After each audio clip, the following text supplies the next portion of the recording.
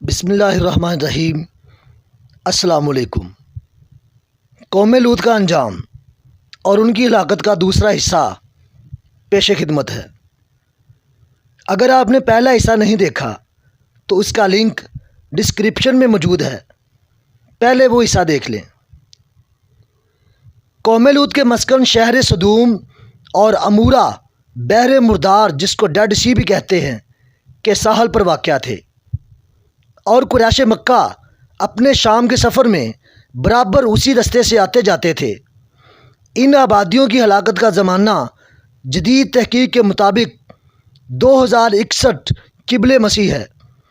یہ علاقہ 5 اچھے بڑے شہروں پر مشتمل تھا، جن کے نام سدوم، عمورہ، ادمہ، سبوبیم اور بالے یا سوگر تھے۔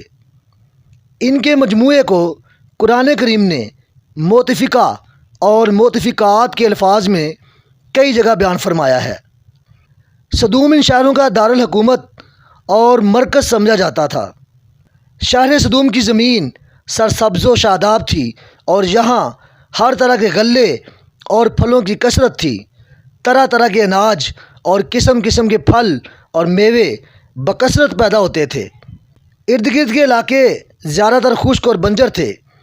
شہر کی خوشحالی کی وجہ سے اکثر لوگ ان آبادیوں میں آیا کرتے تھے اور شہر کے لوگوں کو ان مہمانوں کی مہمان نوازی کا بار اٹھانا پڑتا تھا۔ اس لیے اس شہر کے لوگ مہمانوں کی آمد سے بہت تنگ تھے، مگر انہیں مہمانوں کو روکنے اور بھگانے کی کوئی صورت نظر نہیں آ رہی تھی۔ وہ اس صورتحال پر کئی دفعہ غور و خوض کر چکے تھے۔ ایک دن سدوم کے سردار اسی موضوع پر بحث کر رہے تھے کہ ان کی محفل میں شیطان ایک بوڑھے کی صورت میں نمودار ہوا اور ان لوگوں سے کہنے لگا کہ اگر تم لوگ مہمانوں کی آمد سے نجات چاہتے ہو تو اس کی یہ تدبیر ہے کہ جب بھی کوئی مہمان تمہاری بستی میں آئے تو تم لوگ زبردستی اس کے ساتھ بدفعلی کرو۔ ان کے لیے یہ ایک نئی بات تھی۔ انہوں نے کہا، ہمیں نہیں معلوم کہ کیسے بدفعلی کرنی ہے۔ شیطان نے کہا، اس کا طریقہ کل بتاؤں گا۔ چنانچہ سب سے پہلے شیطان خود ایک خوبصورت لڑکے کی شکل میں مہمان بن کر اس بستی میں داخل ہوا اور ان لوگوں کو بدفعلی کا طریقہ بتایا اور ان سے خوب بدفعلی کرائی۔ اس طرح یہ فعل بد ان لوگوں نے شیطان سے سیکھا۔ جو بھی شہر میں آتا یہ لوگ ان کو پکڑ کر زبردستی بدفعلی کرتے۔ قرآن مجید میں رجال کا لفظ استعمال ہوا ہے، جس کا مطلب ہے کہ یہ لوگ عمر کا خیال بھی نہیں رکھتے تھے۔ پھر رفتہ رفتہ اس برے کام کے یہ لوگ اس قدر عادی بن گئے کہ عورتوں کو چھوڑ کر مردوں سے اپنی شہوت پوری کرنے لگے، اور اس چیز کا لازمی نتیجہ یہ نکلا کہ جب مردوں نے عورتوں کے پاس جانا چھوڑ دیا تو انہوں نے بھی اپنی ضرورت آپس میں پوری کرنا شروع کر دی۔ باقاعدہ محافل منعقد کی جاتی اور کھلے عام بے حیائی کی جاتی۔ اس شہر کی رہنمائی اور ہدایت کے لیے اللہ تعالیٰ نے حضرت لوط علیہ السلام کو مبعوث فرمایا، کیونکہ حجت قائم کیے بغیر کسی بھی بستی پر عذاب نہیں آ سکتا، یہ اللہ کا قانون ہے۔ حضرت لوط علیہ السلام بن ہاران بن تارخ، یہ حضرت ابراہیم علیہ السلام کے بھتیجے ہیں۔ یہ لوگ عراق میں شہر بابل کے باشندہ تھے۔ پھر حضرت ابراہیم علیہ السلام وہاں سے ہجرت کر کے فلسطین تشریف لے گئے اور حضرت لوط علیہ السلام ملک شام کے ایک شہر اردن میں مقیم ہو گئے، اور اللہ تعالیٰ نے آپ کو نبوت عطا فرما کر سدوم والوں کی ہدایت کے لیے بھیج دیا۔ چنانچہ حضرت لوط علیہ السلام نے ان لوگوں کو اس فعل بد سے منع کرتے ہوئے اس طرح واضح فرمایا کہ تم وہ بے حیائی کرتے ہو جو تم سے پہلے جہاں میں کسی نے نہ کی۔ تم تو مردوں کے پاس شہوت سے جاتے ہو عورتیں چھوڑ کر، بلکہ تم لوگ حد سے گزر گئے ہو۔ حضرت لوط علیہ السلام کے اس اصلاحی اور مصلحانہ آواز کو سن کر ان کی قوم نے نہایت بے باکی اور انتہائی بے حیائی کے ساتھ کہا، اور اس کی قوم کا کچھ جواب نہ تھا مگر یہی کہنا کہ ان کو اپنی بستی سے نکال دو، یہ لوگ تو بڑے پاک باز ہیں۔ جب قوم لوط کی سرکشی اور بدفعلی قابل ہدایت نہ رہی تو اللہ تعالیٰ کا عذاب آ گیا۔ چنانچہ حضرت جبرائیل علیہ السلام چند فرشتوں کو ہمراہ لے کر آسمان سے اتر پڑے۔ پھر یہ فرشتے مہمان بن کر حضرت لوط علیہ السلام کے پاس پہنچے اور یہ سب فرشتے بہت ہی حسین اور خوبصورت لڑکوں کی شکل میں تھے۔ ان مہمانوں کے حسن و جمال کو دیکھ کر اور قوم کی بدکاری کا خیال کر کے حضرت لوط علیہ السلام بہت فکر مند ہوئے۔ تھوڑی دیر بعد قوم کے بدفعلوں نے حضرت لوط علیہ السلام کے گھر کا محاصرہ کر لیا اور ان مہمانوں کے ساتھ بدفعلی کے ارادے سے دیوار پر چڑھنے لگے۔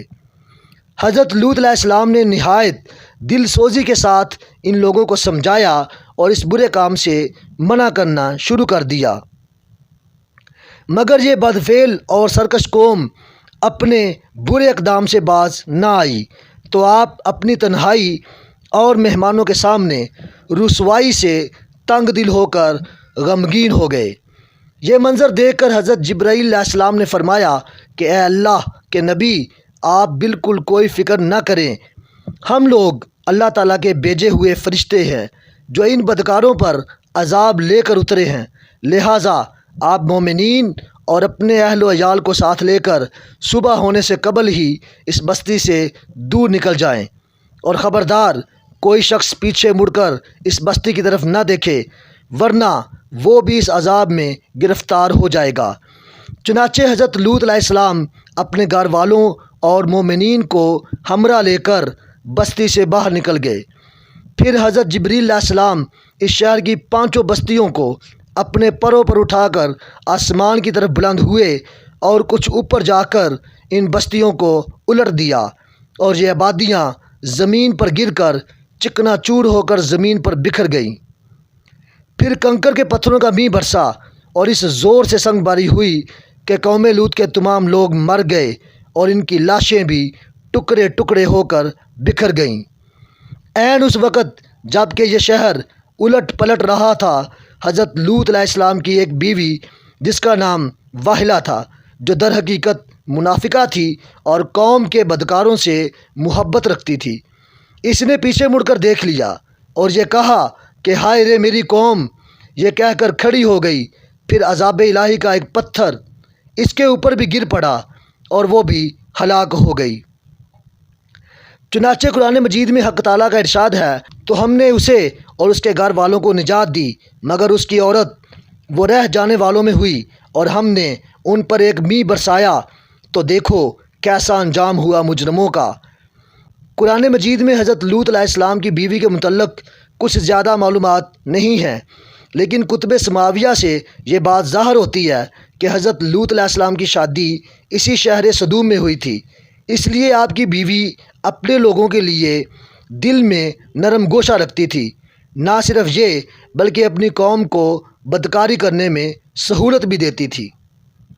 جب بھی کسی کا ہاں مہمان آتا تو وہ اپنے گھر میں ایک خاص قسم کا خوشبودار دھواں پیدا کرتا، جس سے پوری بستی کو خبر ہو جاتی کہ فلاں کے گھر شکار موجود ہے۔ فرشتے چونکہ خوبصورت لڑکوں کے روپ میں آئے تھے، تو ان کی خبر حضرت لوط علیہ السلام کی بیوی نے اسی طرح بستی تک پھیلائی تھی۔